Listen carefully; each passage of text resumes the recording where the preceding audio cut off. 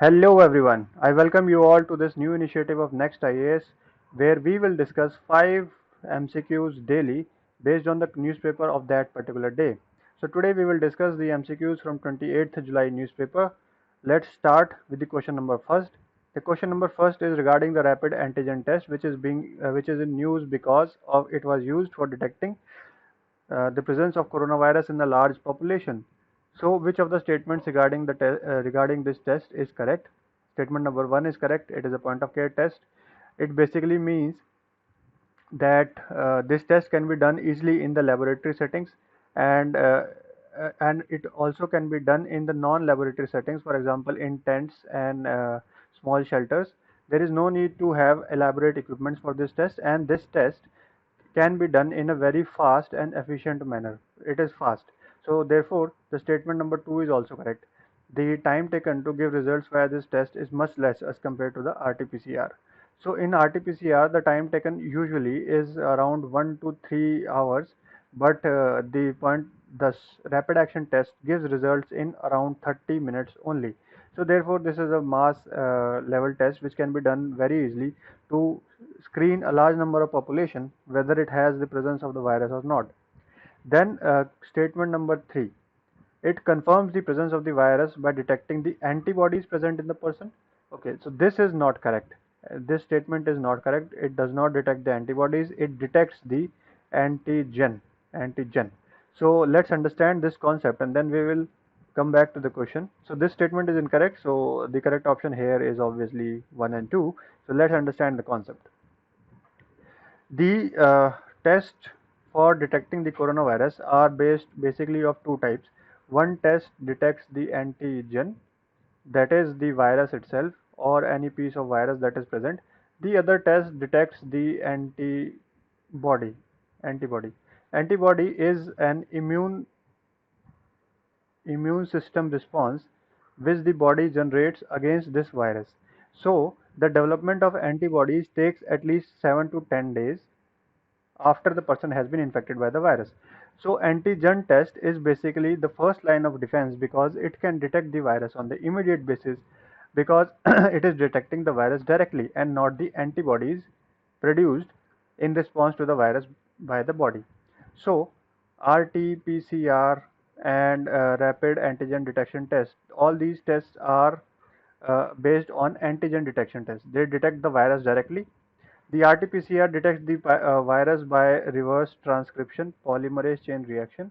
So reverse transcription means the converting the RNA of the virus to the DNA, and then polymerase chain reaction means using different mechanisms to multiply and amplify the DNA so that it can be easily detected by the equipments that we have. So RT-PCR works on this way. Therefore, it is complicated and it is time consuming. Complicated and it is time consuming. So, the results of RT-PCR can be only obtained in a laboratory setting where there is a good amount of equipments and it takes a large amount of time, usually more than few hours. Now, if you have understood this concept, then we can move to the second question. Okay, so this is the information that I was talking about. The rapid antigen test, it takes swab from the nasal samples. So basically, it takes the nasal swabs because it detects the virus itself. Then it is a point of care test. It gives quick result. It detects the virus, and it gives the results in 30 minutes. And it is used for preliminary or emergency medical screening of a large amount of population. The main drawback of this test is that it gives a false negative. The false negative rate is high. So the ICMR guidelines states that whoever is being tested as negative from this rapid antigen detection test but is showing the symptoms of the coronavirus should be again reconfirmed by the RT-PCR. Okay, so whoever is testing negative for the RDAT but is showing the symptoms should be reconfirmed by the RT-PCR to make sure that he does not have the virus. Okay, then this is the thing about the real-time reverse transcription polymerase chain reaction, RT-PCR. So this person was given the Nobel Prize in chemistry, and again this method we have already discussed. Now consider the following statements and match the tiger reserves as per their states. So today, in today's newspaper, there was news regarding the number of tigers in Andhra Pradesh, and specifically in the Sri Sailam Tiger Reserve of Andhra Pradesh. So Nagarjuna Sri Sailam Tiger Reserve of Andhra Pradesh is one of the largest tiger reserves in India. Is largest tiger reserves in India, and after Telangana has been made from Andhra Pradesh, now the reserve is split into two. Basically, the reserve is in two states, AP and Telangana. Telangana. So this Nagarjuna Sagar Sri Salam Tiger Reserve is in AP and Telangana. So this is incorrect statement, and rest all the statements are correct. Palamu Tiger Reserve, Bandipur is in Karnataka, and Satkosia Tiger Reserve is in Odisha. So statement number 234, this is the correct option. Such kind of questions are always there in the exam also. They ask you to match the tiger reserves with the states. So it is advisable that you learn the list of tiger reserves as shown here. So there are altogether around 50 tiger reserves. So you learn them, and at least major tiger reserves you identify so that you can eliminate in the actual examination. Now moving to the next question, that is question number 3. The state of food security nutrition in the world is released by which of the following organization? So the correct answer here is this, FAO. Every year FAO in cooperation with other organizations, for example these organizations, the UNICEF, the World Food Program, the World Health Organization, and this International Fund for Agriculture Development, every year this FAO releases this report, that is the state of food security and nutrition in the world. So this year this report was released in July 13, and this report gave a new kind of understanding to the food security that we are considering in India. So what did the report say? The reports identified three types of diets. The reports identified three types of diet. One is the basic diet, basic energy sufficient diet.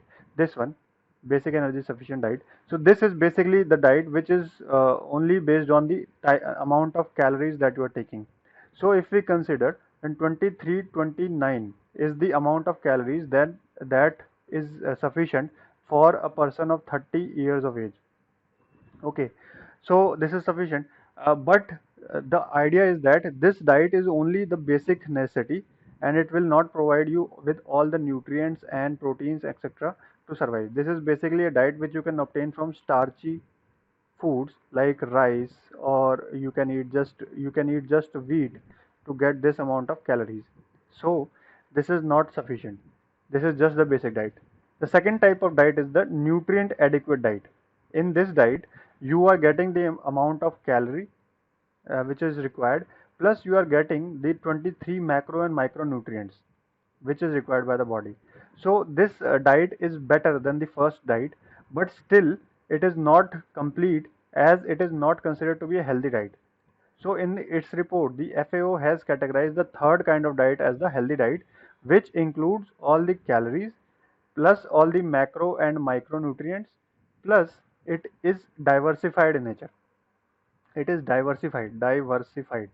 Okay, so this is the main criteria, that it should be diversified, and for being diversified, the FAO has identified that there should be at least 6 groups from which the food should be sourced, and these 6 groups include the starchy staples, for example the rice or wheat or anything like which contains a lot of starch.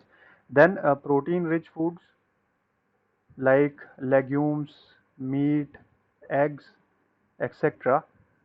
Then there is the dairy like milk, curd, etc. Then there are the vegetables. Then there are fruits. Then there are the fats. fats like ghee, butter, etc., oil. So it says that in order to for the diet to be healthy, it should comprise of all the six groups of food.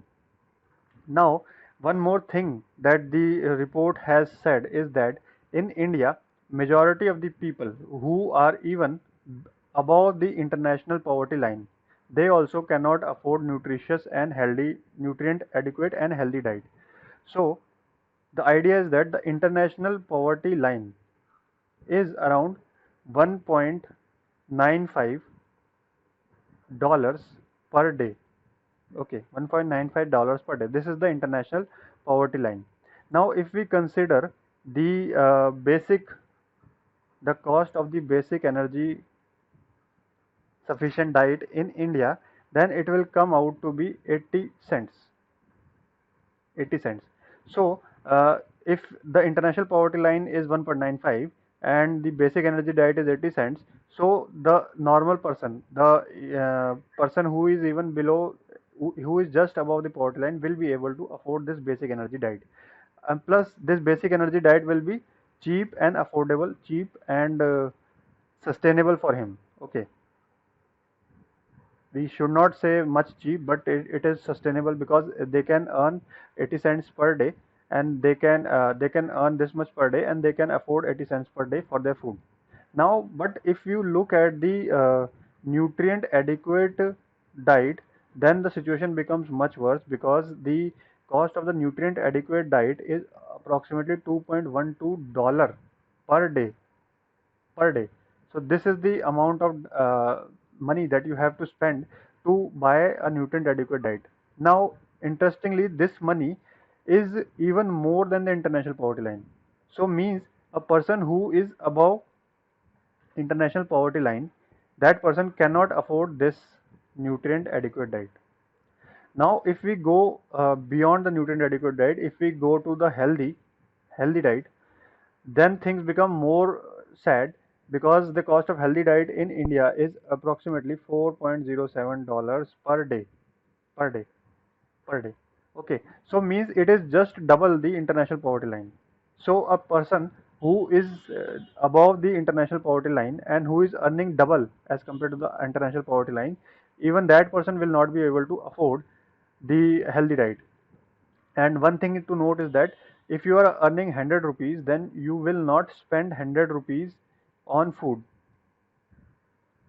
You can spend, as per the data, you can spend around 60 rupees at max on food. And if you are spending more than that, then you will not be able to afford for other expenditures like your fuel, like house and clothing, etc. So this is the saddest part of the report, that even in India, the person who is just above the poverty line is not able to afford the good diet. Another important thing is that if we consider the poverty line in India, then as per the Tendulkar Committee report, Tendulkar Committee, the poverty line is about 33 rupees per day in urban areas, while it is 27 rupees per day in rural areas. Okay, if we convert it into purchasing power parity, then it translates roughly around $1 per day. $1 per day. It means the poverty line which is followed by India is much less, and in fact it is half of almost what the international poverty line is. And if a person is earning $1 per day, then they will be able to just barely afford this basic energy need. So most of the people in India who are even above the poverty line are not able to achieve nutritious diet, let alone a healthy diet. So this is a point of concern because of growing malnutrition in the country, and the coronavirus has again emphasized the importance of having a good and healthy diet. Now, if we come to the question number 4, then which of the following statements are correct? Project Tiger is launched in 1973. It governs all the tiger reserves in the country. This is correct. Project Tiger was launched in 1973. It is a centrally sponsored scheme of the Ministry of Environment and Forest and Climate Change. This is also correct. And the National Tiger Conservation Authority is a statutory body under which draws its power from the Wildlife Protection Act 1972. This is also correct. Actually, this news was there in the newspaper because of the tiger census which was done by the Wildlife Institutes of India in Andhra Pradesh. So actually, the Project Tiger was launched in 1973, and it was launched from the Jim Corbett National Park in Uttarakhand. Uh, so now it is now governing around the 50 tiger reserves which are spread in 18 range states of the country. It works on the principle of the core and the buffer, where the core areas is not disturbed by the human population, and the buffer areas some activities of human populations are allowed. It is a centrally sponsored scheme of the Ministry of Environment and Forest and the National Tiger Conservation Authority, which was initially formed in 2000, which was launched in 2005, and it was later given a statutory status in 2006 by amending the Wildlife Protection Act of 1972. Now moving to question number 5, it is asking that consider the following statements regarding the Rafale and which of the statements are correct. So if we consider the Rafale, then recently it was in news because 5 Rafales from France are making its way to India, and they will most probably reach India by 29th of October, 29th of July. है ना? So they have started their journey from France and they will reach India by tomorrow most probably. And this is a very good news for India because of the ongoing LAC tensions at the LAC. Now India will be in a better position to deploy its air force in that particular area at that particular height. And moreover, the 36 Rafale jets, the deal between India and France was for the 36 Rafale jets in flyaway condition, है ना? And the total deal was around euro 7.87 billion. So this amount of money we are giving for acquiring 36 Rafale jets in flyaway conditions, and the 5 have already started their journey towards India. The rest will also soon come. Now, which of the following is correct regarding Rafale? It is the first statement is correct, that is it is a twin engine medium multi-role combat aircraft. Multi-role means that it can perform different roles. Different roles means it can act as a bomber, it can carry bombs and it can drop bombs on the targets, it can do surveillance, and it can also do air to air combat. So basically it can do multiple types of roles, and therefore it will be very beneficial for the Indian Air Force. Now this is also correct, it is fitted with an onboard oxygen generation system. So this is what is this is that when the aircraft is flying at a very high altitude, then there is shortage of oxygen for the pilot, shortage of oxygen for pilot. And because the aircraft is moving at a very high speed and it is maneuvering under high acceleration conditions, so it becomes very important that the pilot is given sufficient amount of oxygen at a regulated rate, है ना? It should not be that suddenly the oxygen level increases and suddenly it falls back and then suddenly it increases again. So it should be regulated and it should be constant. So in other planes, what used to be done is that they used to carry oxygen cylinder for the pilot. So this increased the weight of the plane, and this also decreased the space available in the plane. Now the Rafale is fitted with an onboard oxygen generation system. It means that it can generate, it has a compressor which can generate the oxygen, which can extract the oxygen from the air, and it can supply to the pilot so that the pilot is able to fly effectively in any extreme circumstances. So this is a very good improvement in the Rafales, because of which it has reduced the weight of the plane and it has also increased the comfort level of the pilots. And the Rafale is manufactured by the French company Dassault Aviation. This is also correct. So all the statements here given are correct. So this is the basically all the details about the Rafale. It is a twin engine, it has turbofans, and it has onboard oxygen generation system. It has mid-air refueling system, it can be refueled mid-air. Plus you see the nozzle over here, this is for the mid-air refueling. And plus India has ordered a lot of missiles to be mounted on this Rafale. These missiles are the Scalp missile, Okay, so the Scalp missile is basically a long range air to ground air to ground missile. Then there are different other missiles, for example the meteor missile. So this is beyond visual range, visual beyond visual range, air to air missile, and its range is 150 kilometers.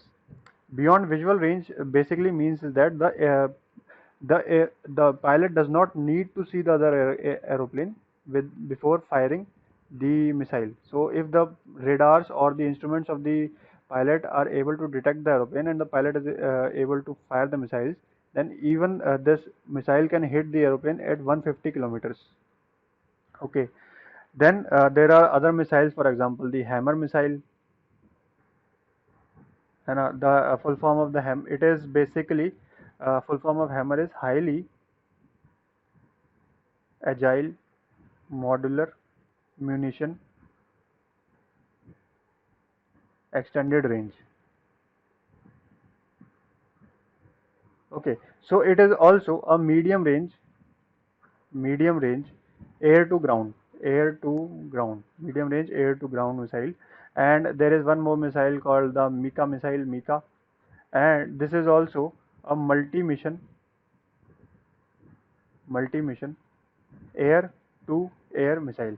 So these all missiles will be equipped in the Rafale, and this will definitely prove to be a booster for the Indian Air Force, especially in this trying times of the conflicts at the LSE.